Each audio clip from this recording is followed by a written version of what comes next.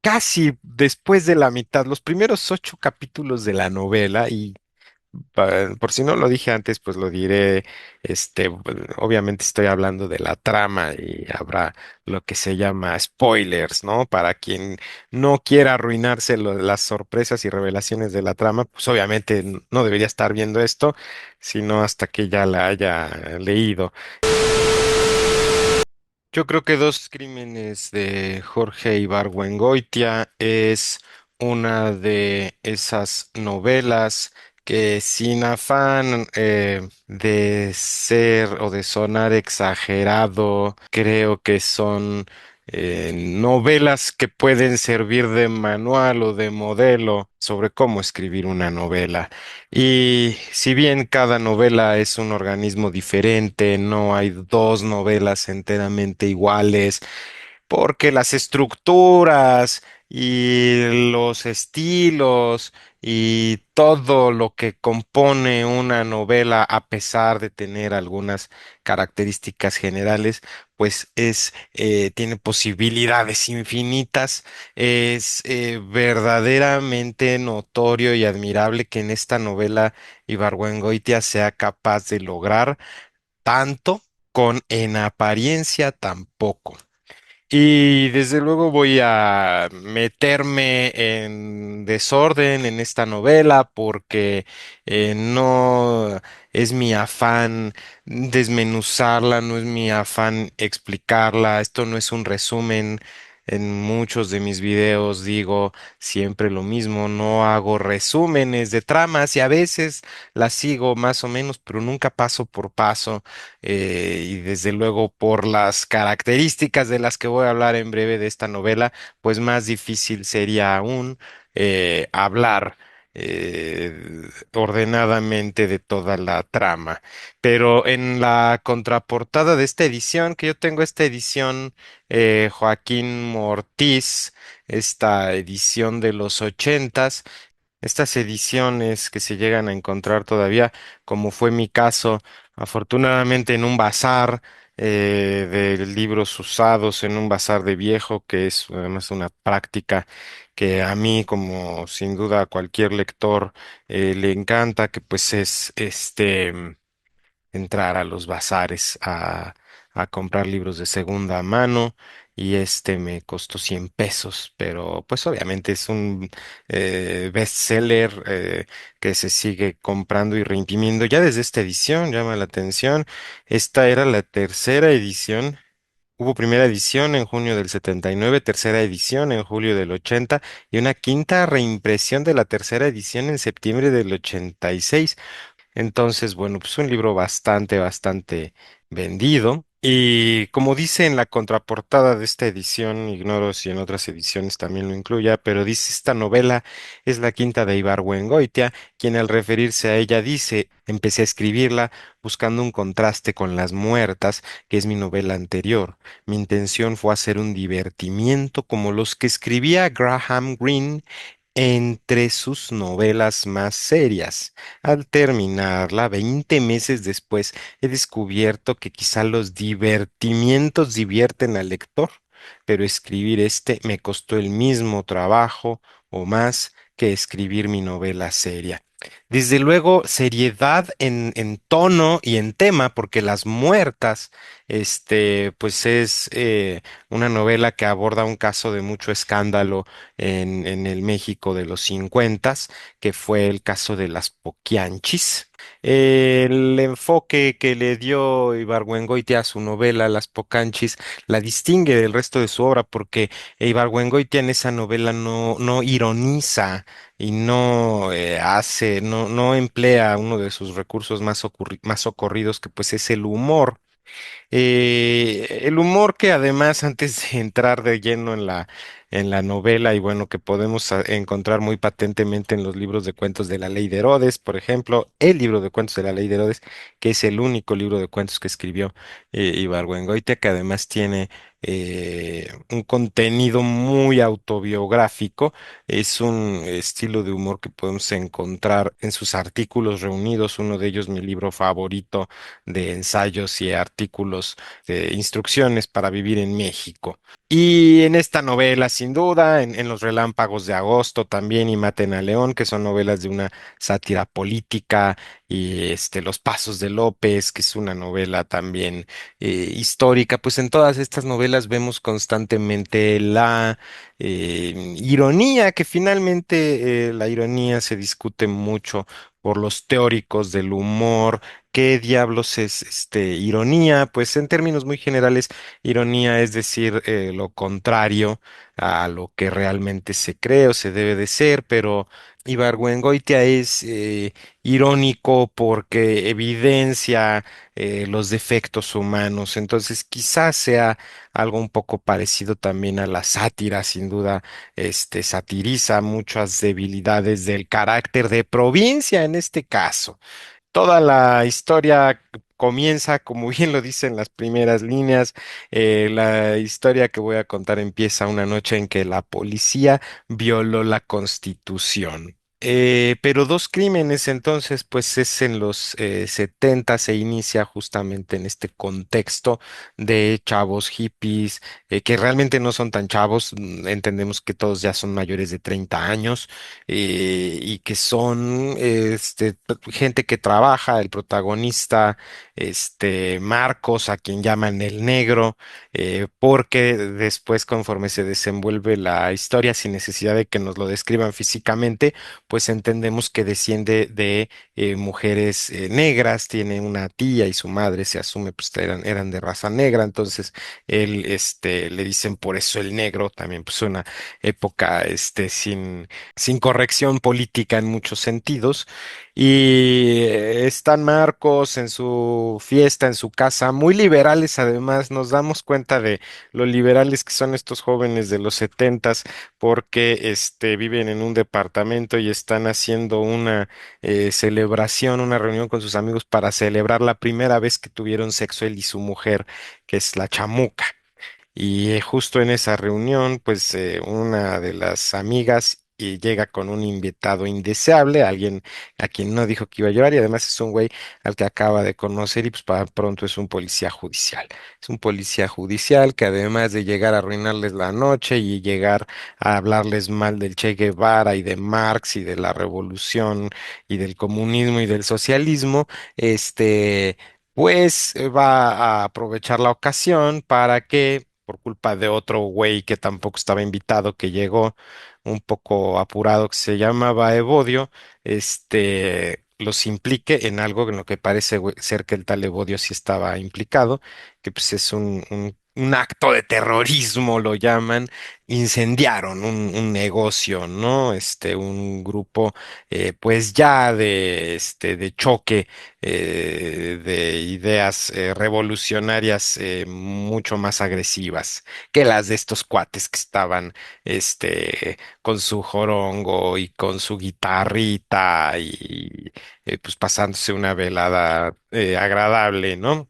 Pues ese es el planteamiento de un montón, con un montón, ese primer capítulo de personajes y de nombres, que nos permite muy bien ver lo que fue la vida de Marcos y la Chamuca hasta ese momento, y cómo todo se viene a acabar, pues por culpa justamente de este judicial al que invitaron sin querer y recibieron sin querer en su casa.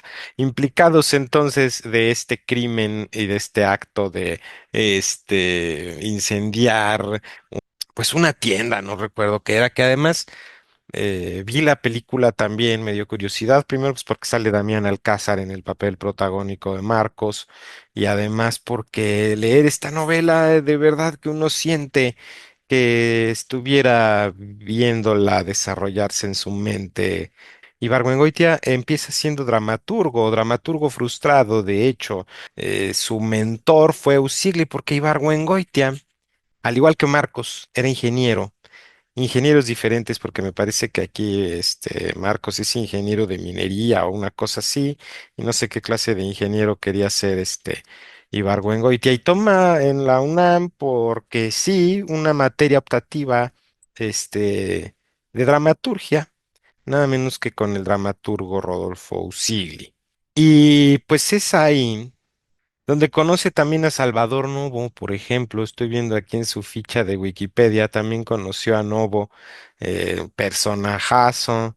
Estas cosas también se pueden leer en una muy buena biografía de Ibargüengoitia que se llama Los Pasos de Jorge, escrita por el periodista Vicente Leñero.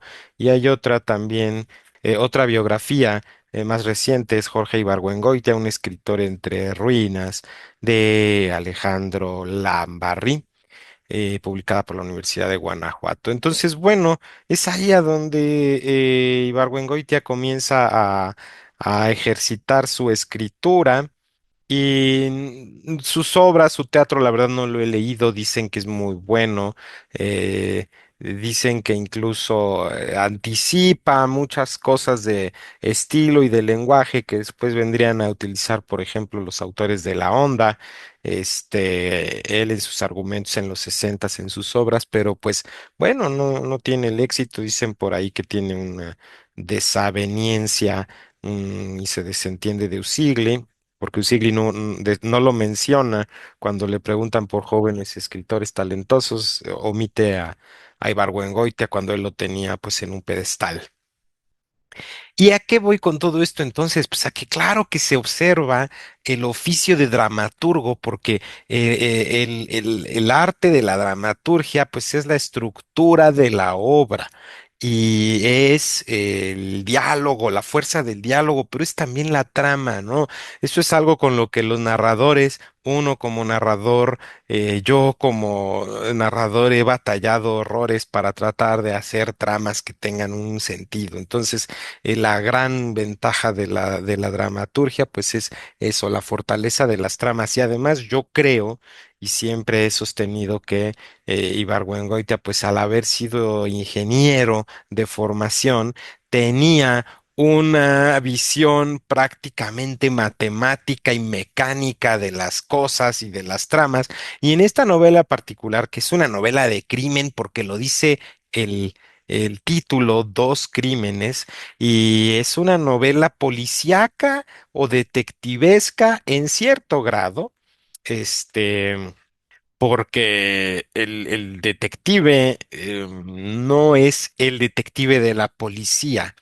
Hay un detective y eso, a eso voy a llegar en un momento, porque entonces Jorge Marcos se va a buscar, huye con la chamuca, ¿no? Dejan solos a sus cuates en el departamento, pues a ver, los agarra la policía. Y no es cierto, eso ocurre en la película. En la película eh, cambian un poco porque obviamente por la época ya no se desarrolla a finales de los 70, sino a inicios de los 90. La película es de inicios de los 90. Creo que es la primera película en la que sale Damián Alcázar. Y el caso es que finalmente sí capturan a sus amigos también, pero después, ¿no? No los capturan mero en la fiesta como en la película, sino que los capturan después, los cazan prácticamente, ¿no? Se va a vivir a Muérdago. Básicamente Muérdago para Jorge Ibargüengoitia. Muérdago es parte de una geografía imaginaria de Jorge Ibargüengoitia que corresponde a los estados del autor, porque él era guanajuatense. Él ambienta este territorio con nombres que él llama Cuébano, Plan de Abajo, Muérdago y Pedrones. Entonces Marcos se va a buscar a su tío a Plan de Abajo, un tío materno que tiene, al cual no ha visto en muchísimos años, pero pues llega a buscarlo porque su tío tiene mucho dinero. Y le inventa algo, no precisamente para estafarlo, sino pues para conseguir que le dé un poco de dinero. Le dice, mira, yo soy ingeniero minero y entonces hay una mina aquí que se llama la Covadonga y le dice, vamos a extraer de ahí un mineral que se llama creolita. Y la creolita se utiliza en la industria de tal y sirve para no sé qué. Y tengo que hacer unos muestreos. ¿Y cómo la ves? Éntrale al negocio. Porque si sacamos de esa mina, si extraemos la creolita de esa mina y la vendemos, podemos ganar tanto, millones. Órale, le dice el tío Lentro, pero pues para esto, Marcos llega a la casa de su tío y lo recibe en la puerta una prima política suya. Pues es prima política porque viene siendo hija del hermano del tío Ramón, y mientras que él es hijo de la cuñada del tío Ramón. O sea que pues sí, son primos políticos y pues por eso mismo no es que sean precisamente eh, incestuoso lo que pasa después. La prima que se llama Amalia y resulta que están ahí metidos en la casa la sobrina del tío Ramón con la hija de Amalia que viene siendo la sobrina nieta del tío Ramón y están también los hermanos de Amalia, pues todos hijos de su hermano del tío Ramón, todos ellos sobrinos suyos. Tres hermanos, una hermana y una nieta y además el esposo de Amalia, que es un gringo, ¿no? Estos personajes se confunden un poco a lo largo de la obra, es decir, no es que sean genéricos, pero a mí me quedó como un poco más clara la diferencia entre cada uno en la película que tienen algunas características un poco más distintivas, pero pues para pronto los tres son interesados, son unas pinches aves de rapiña que nada más están ahí encima del tío esperando a que se muera para ver pues qué es lo que les deja, porque el tío Ramón nunca tuvo hijos. Y obviamente el tío Ramón quiere mucho a Marcos, pues porque Marcos le recuerda mucho a su difunta Leonor, su esposa, que era, bueno, pues la trama ya después nos revela que la familia de los sobrinos, el hermano de Ramón y la familia de Ramón nunca quiso a Leonor y nunca la aceptó, pues porque era prostituta, ¿no? Él la conoció en una casa de citas, él dejó a su novia formal de una casa de bien y él hizo su vida con ella y nunca tuvieron hijos. Entonces, por eso es que está solo ahora Ramón, y pues por eso es que tiene a todos estos. Además, después de que se muere la mujer, el tío Ramón, pues empieza a tomar muchísimo y fuma mucho y le da un infarto y una parálisis una parálisis, motriz, pierde la movilidad en la mitad de su cuerpo y tiene que andar en silla de ruedas. A Marcos no lo dejan entrar a la casa, entonces le cierra la puerta en las narices su prima Amalia y Marcos se da la vuelta y se encuentra con el boticario, que es un personaje pues interesantísimo, que es Don Pepe. Don Pepe el boticario. Y pues no estoy seguro si es precisamente a la mitad de la novela, que se me hace es una novela corta. En esta edición son 200 páginas, menos de 200 páginas. Estamos hablando de 201 páginas, vaya, 201 páginas, pero no es justo a la mitad de la novela. Casi después de la mitad, los primeros 8 capítulos de la novela, y por si no lo dije antes, pues lo diré. Obviamente estoy hablando de la trama y habrá lo que se llama spoilers, ¿no? Para quien no quiera arruinarse las sorpresas y revelaciones de la trama, pues obviamente no debería estar viendo esto, sino hasta que ya la haya leído. A la mitad de la trama de la novela, o un poco más, digo, en el capítulo 8, hasta el capítulo 8 llega el relato de Marcos. Marcos es un narrador en primera persona, un narrador intradiegético, o sea, que está dentro de la historia, que está contando su propia historia y su propia vida y todo lo que le pasó. Pues básicamente. Es Don Pepe quien va a llevarlo, porque Don Pepe el boticario es muy amigo además del tío Marcos, y es así como le va a lograr proponer el negocio, es así como le va a llenar de piedritas el hígado a los sobrinos que están en la madre. Ahora este cabrón ven puesta en amenaza pues todas sus ambiciones, porque pues ellos lo que quieren realmente es quedarse con todo. Ellos ya tienen cada quien repartidos los negocios del tío, como los administran, y Amalia quiere la casa y entonces todos ellos ya hicieron cálculos de lo que el tío les va a heredar sin que el tío les haya dicho que les va a heredar un carajo. Ellos ya tienen hechos cálculos. Si hablan con Marcos y le dicen, cabrón, pues honestamente no te habíamos tomado a ti en cuenta. ¿Cuánto? Dinos, ¿qué es lo que te va a heredar a ti, mi tío? Pues para que hagamos cuentas y cálculos. Dice Ramón, no, pues yo no sé. Y el tío, con tal de hacerlos encabronar más, les dice, diles la verdad, diles que yo te mandé llamar a ti, Marcos, porque yo, te quiero proponer un negocio. Cuando era lo contrario, ¿no? El tío no es tonto, al tío le llama la atención que Marcos llegue, manda a la sobrina Lucía, a que le revise las bolsas mientras este cuate está bañándose o durmiendo, no sé qué, y le encuentra que nada más lleva 60 pesos. Y dice, pues a ver, este cabrón viene con 60 pesos en la bolsa, viene sin carro, vienen fachas. Pues sí, porque se llevó lo que llevaba puesto. Lleva una especie de chal que es algo muy interesante porque es como esos chales que usaban los gauchos, argentinos. Lleva botas argentinas, es una de las cosas características. Y esta especie de poncho, no recuerdo ahorita cómo se llama, que va a ser clave en el desenlace de la trama, el que haya llevado puesto eso, ¿no? Porque era lo primero que tenía, porque en la reunión se lo regalan, en la fiesta que tiene con sus amigos, se lo regalan y se lo pone y ya después se lo llevó puesto, ¿no? Y pues por eso, cuando huyó lo llevaba. Pero es bien significativo que lleve eso, porque eso vuelve al personaje visualmente distintivo y pues cuando se desenvuelve la trama y se complica y eventualmente se resuelve, pues es clave que haya llevado puesto eso. Pero entonces, el tío sospecha de él. Sin embargo, lo quiere y por cariño y porque le cae bien y por también se da cuenta perfectamente bien el tío Ramón Tarragona se llama. El tío se da cuenta perfectamente bien de que estos cabrones de sus sobrinos nada más están esperando a que se muera, ¿no? Para quedarse con sus cosas y repartírselas. Entonces, la primera mitad de la novela pues es esta y los primos pues por indicaciones del tío le tienen que dar coche y le tienen que dar todas las facilidades para que él vaya a la mina y todo, pero después nos enteramos desde otra perspectiva que el tío, tampoco tan fácil le dio las cosas, lo tenía de algún modo espiado por don Pepe el boticario.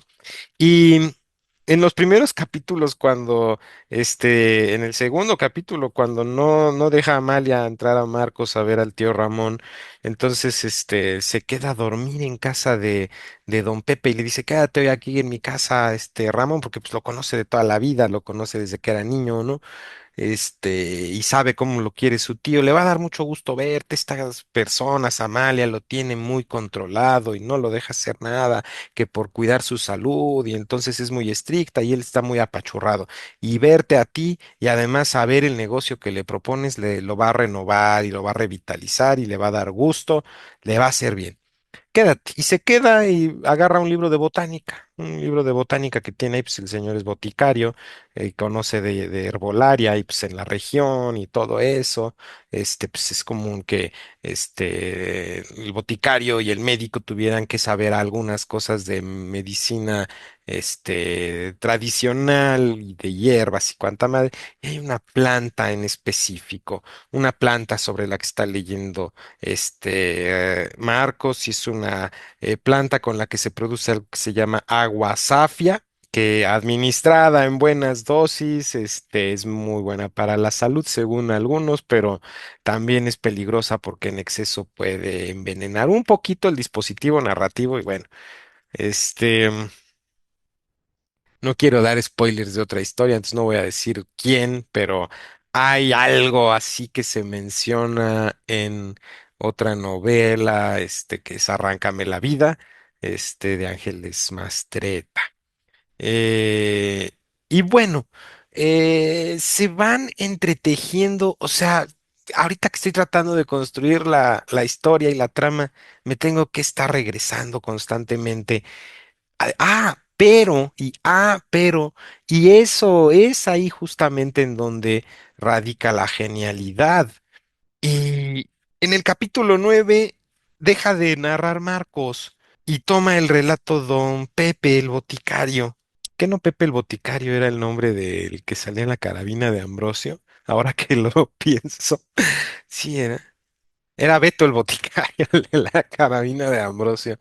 Bueno, don Pepe, el farmacéutico, es el que toma el relato y él funge como una especie de detective en el último cuarto de la novela.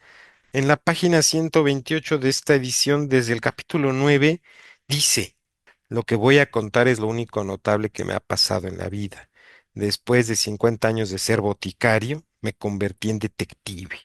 Entonces, hemos estado viendo desenvolverse una trama con ciertas confusiones desde la focalización de Marcos, lo vemos hacer ciertas cosas y ahora vamos a ver cosas que nos pasaron inadvertidas, desapercibidas, desde la perspectiva de el boticario Don Pepe, que además es el esqueleto moral de la trama, porque todos los personajes tienen áreas grises, pero él es un hombre muy derecho. Él es un hombre tan derecho que, pues de nuevo, ¿no? Spoilers, cuando finalmente se resuelve el problema de la herencia y se aclara para quién era cuál cosa, lo que a él le dejan de herencia, él renuncia a ello, no lo necesita, dice, ¿para qué lo quiero?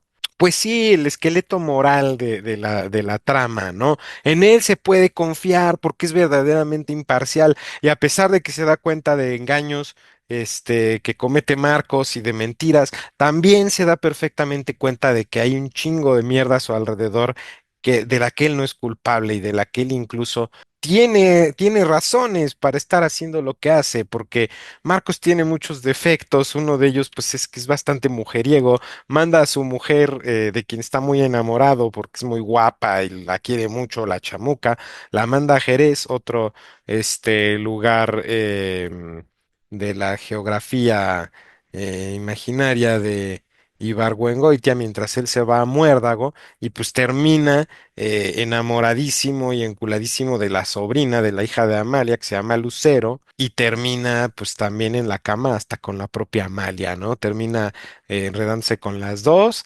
Y después, obviamente, el desmadre se arma cuando finalmente la chamuca le da alcance, en la casa de su tío. Y claro que el gran problema detonante lo va a tener a raíz del triángulo amoroso y a raíz, pues, del gringo, el gringo que es el padre de Lucero y que es el esposo de Amalia.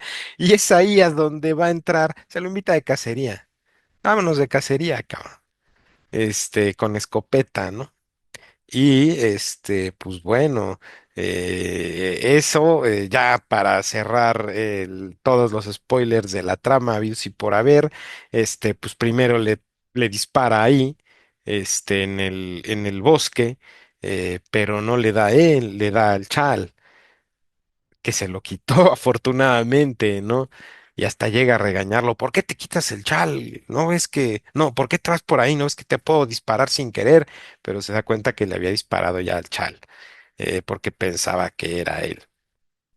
Es una novela en la que es esencial y elemental la trama, la sorpresa. Por eso mismo hay que abstenerse de ver este video antes de haberla leído, porque se arruinaría por completo la sorpresa. Eso no quiere decir que ya una vez que la leíste no la puedas volver a leer, digo yo.